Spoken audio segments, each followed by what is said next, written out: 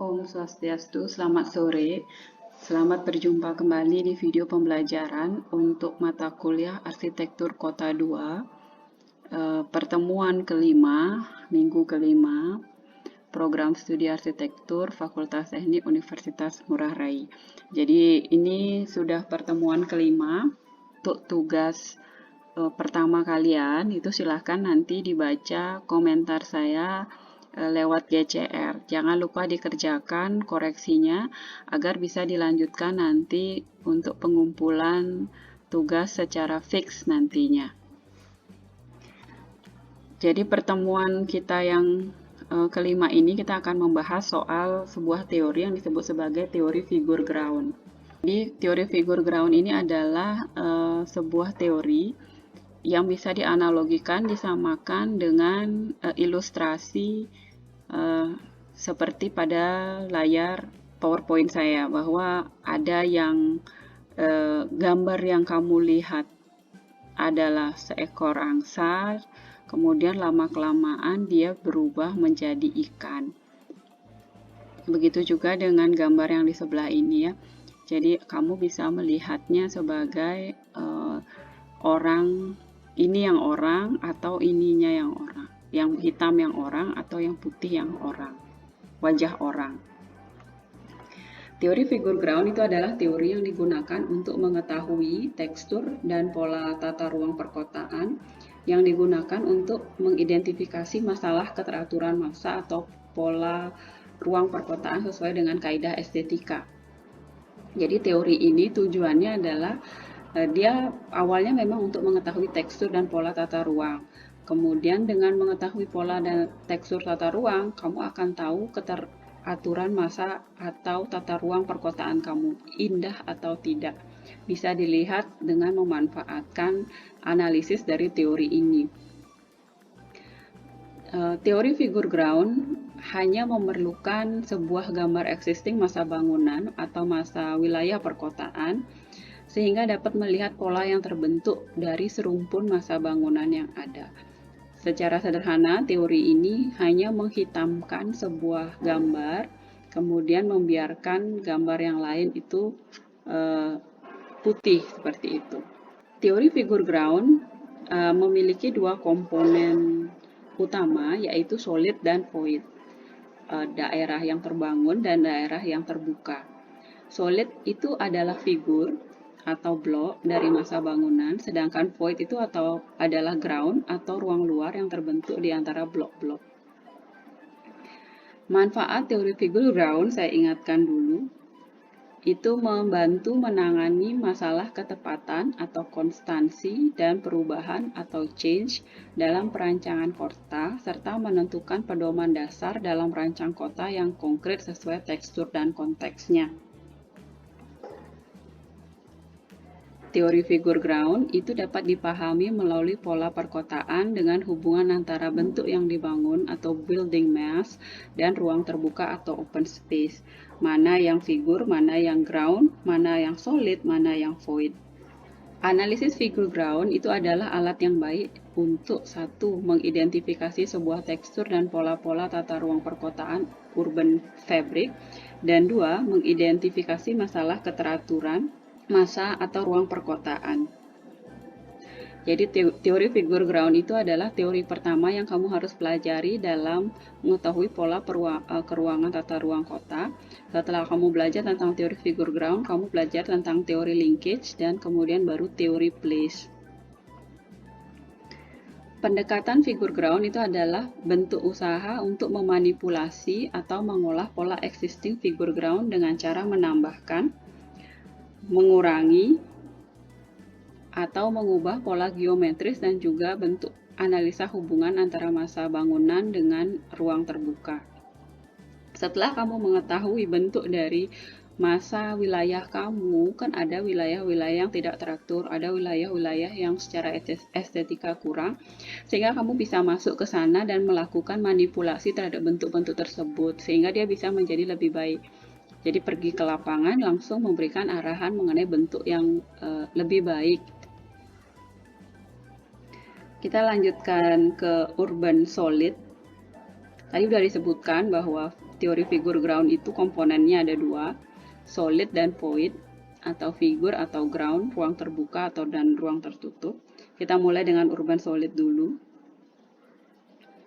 Yang pertama adalah masa bangunan. Jadi semua yang merupakan masa bangunan dihitamkan.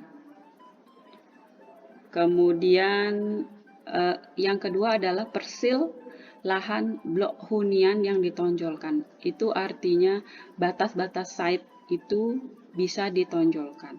Yang ketiga adalah edge yang berupa bangunan. Semua itu bisa dibuat hitam atau bisa dibuat putih. Jadi kalau memang kamu mau solid kamu hitam, berarti tiga-tiganya harus disamaratakan dihitamkan. Masa bangunannya, persilnya, ataupun edge. Lalu urban void. Urban void itu atau ground itu ada 5. Kalau tadi solidnya ada 3 yang harus sama perlakuannya. Begitu juga dengan void. Void ini adalah yang terbuka. Yang pertama adalah ruang terbuka yang bersifat yang berupa pekarangan bersifat transisi antara publik dan privat. Jadi semua ruang terbuka itu dibiarkan putih, misalnya kalau kamu memilih voidnya itu putih, dibiarkan putih. Kemudian yang kedua, ruang terbuka di dalam atau dikelilingi masa bangunan yang bersifat semi privat atau privat. Yang ketiga, jaringan utama jalan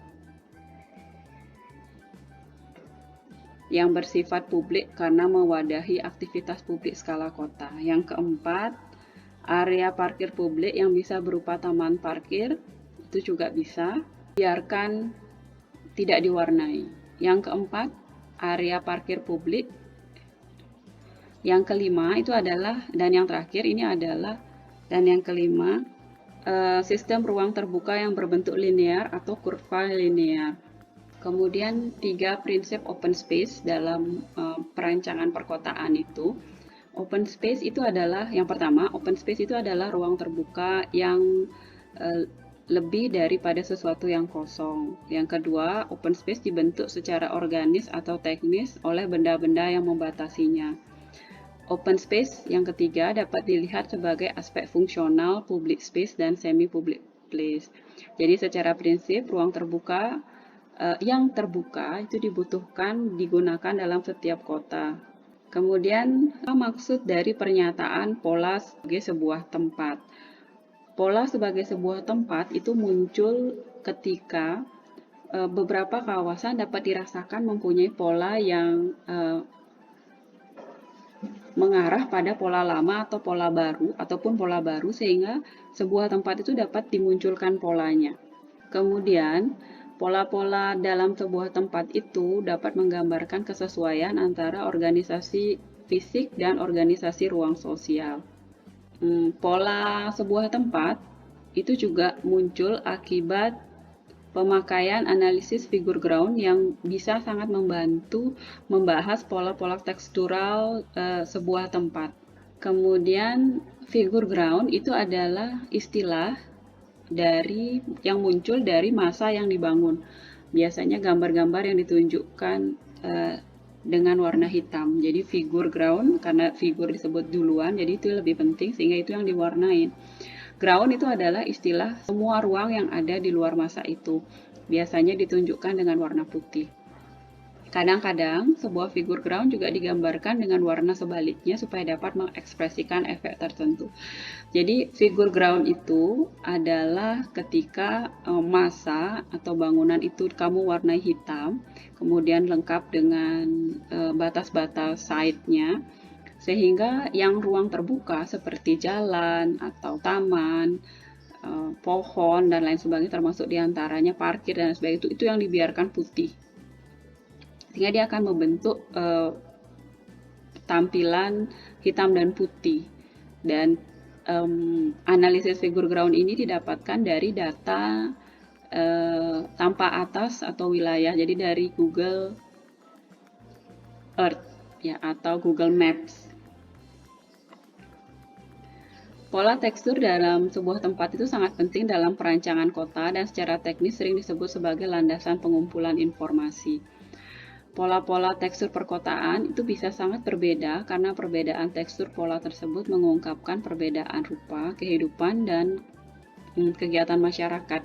Jadi dari bentuk yang kamu dapatkan, analisis figur ground, kamu sudah bisa mengetahui eh, bahkan pola kehidupan masyarakatnya. Dan pola-pola ini seharusnya tidak sama antara satu kota dengan kota yang lain karena orang-orangnya kan berbeda. Kebiasaannya berbeda, perilakunya berbeda, sehingga bentuk-bentuk perkotaannya juga akan berbeda. Ada daerah perkotaan yang sangat padat, ada yang semrawut, ada yang sangat teratur, dan sebagainya itu berbeda-beda. Di dalam pola kawasan kota secara tekstural mengekspresikan rupa kehidupan dan kegiatan perkotaan secara arsitektural dapat diklasifikasikan dalam 3 bentuk. Yang pertama, jadi kesimpulan dari analisis figur ground itu sebenarnya ada 3 kemungkinan. Yang pertama, susunan kawasannya homogen dan jelas, yang ada satu pola penataan saja. Kemudian kemungkinan yang kedua, alternatif yang kedua, susunan kawasannya bersifat heterogen, di mana ada 2 atau lebih pola yang berbenturan. Dan yang ketiga, susunan kawasannya menyebar dan berkecenderungan kacau. Jadi ada 3 kemungkinan hasil analisis dari figur ground. Gitu ya. Jadi dari proses pewarnaan gelap atau bold itu sampai membiarkan dia dalam keadaan putih, dan sebaliknya atau sebaliknya, yang mana figur, yang mana ground, yang mana hitam, mana yang putih, kamu akan mendapatkan paling tidak 3 kesimpulan ini, kemungkinan 3 kesimpulan. Pilih salah satunya. Analisis figur ground harusnya kesimpulannya salah satu poinnya adalah ini. Contohnya seperti ini. Gambar kawasan yang bersifat homogen itu yang paling atas. Jadi polanya terlihat jelas dan hanya satu pola saja. Pola linear atau pola grid. Kemudian kawasan yang bersifat heterogen kalau ada 2 pola yang saling berbenturan, yang mulai tidak teratur dan lain sebagainya, sehingga akhirnya muncul kesimpulan kawasan yang bersifat menyebar dan kacau jadinya. Secara garis besar, secara skala besar, figur ground itu bisa memperlihatkan, tentu saja diupayakan analisisnya dilakukan untuk memperlihatkan kota secara keseluruhan. Jadi kawasan kota yang kecil ini tidak terlalu penting dalam skala ini. Jadi bisa saja dia dipakai untuk melihat, menganalisis wilayah yang lebih besar, lebih luas lagi. Contohnya adalah perkotaan. Jadi sebagian kecil dari wilayah perkotaan kamu hitamkan dan kamu biarkan putih dan sebagainya. Misalnya ini adalah sungai, jadi dibiarkan, tapi batas-batas sungainya tetap digambarkan supaya bentuknya kelihatan. Ini jalan, ya. Kemudian yang kalau berkelok seperti ini kemungkinan besarnya adalah geografis sungai biasanya. Ada juga figur ground dalam skala makro yang lebih kecil atau skala mikro. Ini biasanya hanya memperlihatkan yang fokus pada satu kawasan saja. Jadi skala kota secara keseluruhan tidak penting, dia hanya fokus misalnya pada kawasan atau bentuk bangunan tertentu, satu pojokan kota dan lain sebagainya. Karena figur ground secara makro ini berfokus pada ciri dalam tekstur dan tekstur sebuah kawasan secara mendalam. Jadi dia lebih berfokus pada kawasan yang kecil itu saja yang dia analisis. Ada 2 pandangan pokok terhadap sebuah pola kota. Yang pertama, figur yang figuratif atau ground yang figuratif. Mana yang membentuk perkotaan, figurnya atau groundnya? Itu ya. Jadi yang pertama, figur yang figuratif, yaitu adalah kondisi ketika pandangan pertama itu lebih memperlihatkan, lebih cenderung melihat massa atau blok. Jadi perhatiannya itu pada masanya. Gitu. Contohnya seperti gambar di bawah ini. Figur yang hitam yang secara figuratif sebagai wajah orang dengan background warna putih yang sebagai piala. Pada dasarnya kalau dia diwarnakan sebagai warna hitam, maka orang akan cenderung melihat wajah ini sebagai bentuk daripada gambar. Kemudian ada segitiga hitam yang dilihat secara figuratif terhadap segitiga putih. Jadi segitiga hitamnya yang menjadi prioritas dibandingkan yang warna putih di luarnya. Begitu juga dengan sebaliknya, warna hitamnya yang ini membentuk warna putih. Kebanyakan perancang menggunakan pandangan konfigurasi figur yang masif dan figuratif. Jadi memang figur ground yang paling sering analisis yang dilakukan itu adalah menghitamkan daerah-daerah yang terbangun. Ya, daerah terbangun dan batas side-nya itu yang dia hitamkan. Dibandingkan dengan sebaliknya, walaupun misalnya ruang terbuka yang dia hitamkan juga nggak apa-apa, tidak masalah, asalkan ada yang berbeda warnanya, yang mana yang hitam, mana yang putih, asalkan ruang terbuka dan bangunan itu tidak disamakan warnanya. Kemudian kita lanjut ke ground yang figuratif. Ground yang figuratif itu adalah ketika konfigurasi groundnya yang melihat sebagai suatu bentuk tersendiri. Ini kebalikan figur yang figuratif. Jadi konfigurasi ruang itu dianggap sebagai akibat kepadatan massa bangunan yang meninggalkan beberapa daerah publik sebagai ground. Ruang publik ini secara organis sering berkualitas sebagai bentuk yang mampu meninggalkan identitas kawasannya. Ada juga perancang yang lebih memilih menghitamkan ruang ground sebagai bingkainya. Kalau memang ternyata lebih bisa menunjukkan analisis yang dimaksud. Sistem push dalam perancangan kota. Apa itu push? Jadi ini istilah dalam perancangan kota itu adalah ruang yang dibentuk oleh solid-solid yang mengartikulasikan konfigurasi void-void eksterior. Jadi push itu adalah berasal dari istilah bahasa Prancis, desain yang dilakukan secara cepat atau sketsa yang dibuat secara singkat. Penggunaan push pada pemakaian urban push ini bisa dilihat pada gambar bahwa sistem push ini akan membantu perancang kota dalam menemukan nukleus yang stabil sehingga mampu mengatur ketidakteraturan ekstern lingkungan. Dengan sistem ini, kamu dapat mengetahui bentuk-bentuk yang tidak teratur. Lebih jelasnya seperti ini, bahwa yang sebelah kanan ini adalah sebuah bangunan dan kemudian dengan analisis push, jadi denah bangunan yang rumit ini disederhanakan sehingga menjadi figur yang figuratif, ya. Jadi ini yang dihitamkan, yang di tengah itu dikosongkan. Lalu contoh yang kedua juga mirip, bentuk yang rumit seperti ini disederhanakan sama menjadi figur yang figuratif, yang di luarnya ini yang dihitamkan. Contoh yang berikutnya juga, jadi dia menyederhanakan bentuk. Nah ini juga kalau udah kayak gini berarti ketahuan ya bentuknya ya, disederhanakan saja nanti pada analisis figur ground. Bentuk belah ketupat, kemudian belah ketupat yang di luar yang dihitamkan.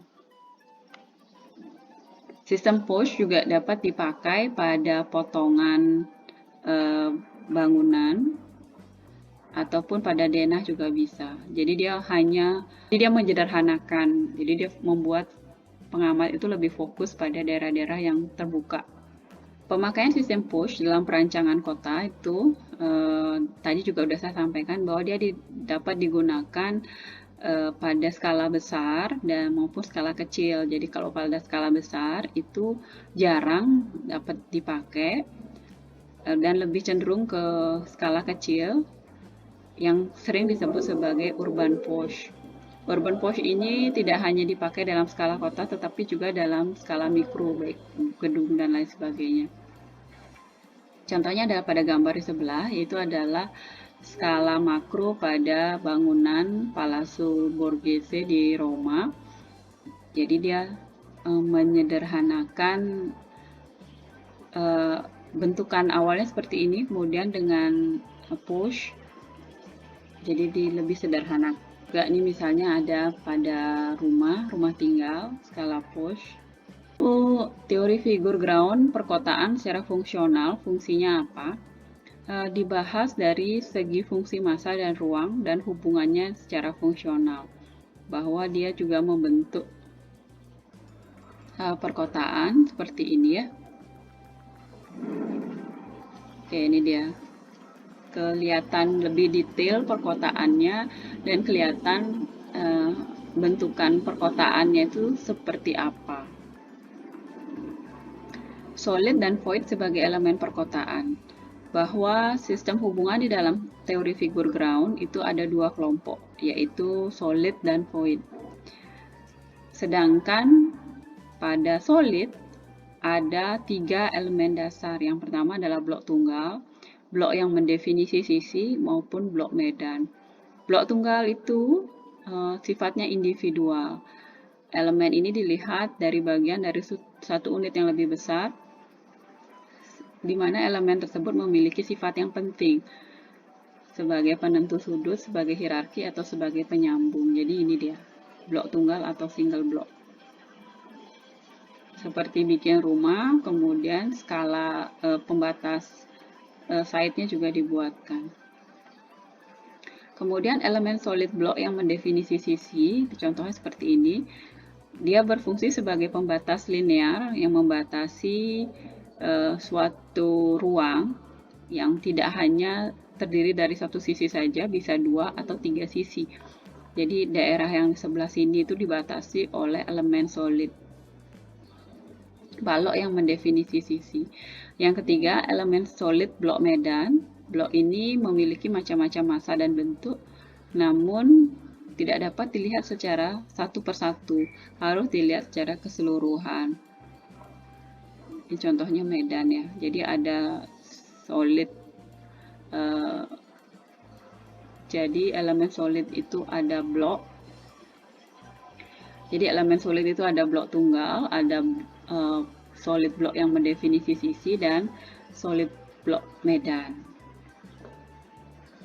Ada 4 elemen dasar void yang mempunyai kecenderungan untuk berfungsi sebagai sistem dengan hubungan erat dan massa, yaitu sistem yang linear, sistem tertutup yang memusat, sistem terbuka yang sentral, dan sistem terbuka yang linear. Yang pertama adalah sistem void, sistem tertutup yang linear. Salah satu karakteristiknya itu adalah dia memperlihatkan ruang yang bersifat linear tetapi kesannya tertutup. Ini elemen-elemen ini paling sering dijumpai pada kawasan perkotaan. Jadi sistemnya tertutup tetapi dia linear. Kemudian sistem void, sistem memusat. Tadi kita sudah ngomongin soal solid, nah ini sekarang kita ngomongin soal void. Void ini dengan memusat ini lebih sedikit jumlahnya karena memiliki pola ruang yang berkesan terfokus dan tertutup. Jadi pada skala-skala besar ada ruang-ruang di berbagai kawasan, misalnya di dalam kota atau di kampung itu ya. Di tengah-tengahnya itu ada sistem void-nya dan dia tertutup. Sistem ketiga itu adalah void yang sentral. Ini memperlihatkan kesan ruang bersifat terbuka namun masih berfokus. Misalnya adalah sebuah alun besar, taman kota, dan lain-lainnya. Jadi kalau ada alun-alun, berarti dia pakai sistem void, sistem terbuka yang sentral.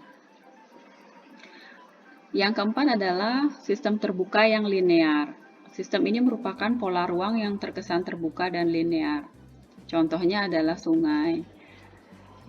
Dalam literatur disebutkan sistem elemen terbuka kadang-kadang diberikan istilah soft space, sedangkan ruang tertutup dinamakan dengan hard space. Jadi figur itu adalah hard space dan ground itu adalah soft space. Contoh figural solid dan void ya seperti ini ya. Jadi dalam sebuah bangunan menghitamkan daerah-daerah tertentu. Seperti ini juga denah dari suatu bangunan dihitamkan. Kemudian di beberapa kota di Eropa pembagian solid dan void-nya kelihatan. Lalu ada pola dan dimensi unit-unit perkotaan. Elemen-elemen solid dan void tidak boleh dilihat secara terpisah satu dengan yang lain karena secara bersama-sama membentuk unit-unit perkotaan yang sering menunjukkan tekstur perkotaan di dalam dimensi yang lebih besar. Ada 6 pola kawasan kota secara tekstural, yaitu grid, angular, kurvilinear, radial konsentris, aksial, dan organis. Saya ulangi, ada 6 pola kawasan kota secara tekstural, yaitu grid, angular, kurvilinear, radial konsentris, aksial, dan organis. Jadi ke-6-6-nya dapat dibahas sebagai berikut. Ya, angular yang sebelah kiri, aksial, grid, kurvilinear, radial konsentris, dan organis. Jadi sebagian dari wilayah perkotaan atau mungkin seluruh dari bagian perkotaan kamu mempunyai pola tekstur yang seperti ini. Apakah dia angular, apakah dia aksial, apakah dia grid, apakah dia kurvilinear, apakah dia radial konsentris, atau apakah dia organis. Untuk mempermudah dalam analisis, perlu diperhatikan 3 variabel tekstur. Kalau pola tadi sudah disampaikan, pola kota itu homogen, heterogen, atau kacau. Bagaimana dengan tekstur? Teksturnya itu adalah tingkat keteraturannya, tingkat keseimbangan, dan tingkat kepadatannya. Jadi kamu memberikan analisa terhadap hasil analisis figur ground kamu. Yang pertama kamu sudah ngomongin soal pola masanya, apakah dia kemungkinannya dia homogen, apakah dia heterogen, ataukah dia kacau. Lalu jangan lupa bahwa analisis figur ground ini juga untuk menentukan tekstur perkotaan. Tekstur perkotaan itu dilihat dari keteraturannya, keseimbangannya, dan kepadatannya. Apa yang teratur, apa yang seimbang, apa yang padat, itu antara massa dan ruang. Jadi demikian materi saya hari ini mengenai analisis figur dan ground. Saya masih membuka diskusi secara terbuka di WhatsApp group mengenai materi hari ini, dan untuk absensi saya akan tentukan berdasarkan mahasiswa yang mengumpulkan tugas tepat waktu. Jadi kalau tidak mengumpulkan tugas tepat waktu, terlambat, saya tidak akan anggap hadir untuk hari ini. Pertemuan kelima hari ini. Oke, demikian dari saya. Terima kasih sudah mendengarkan. Sampai berjumpa kembali. Om Santi Santi Santi Om.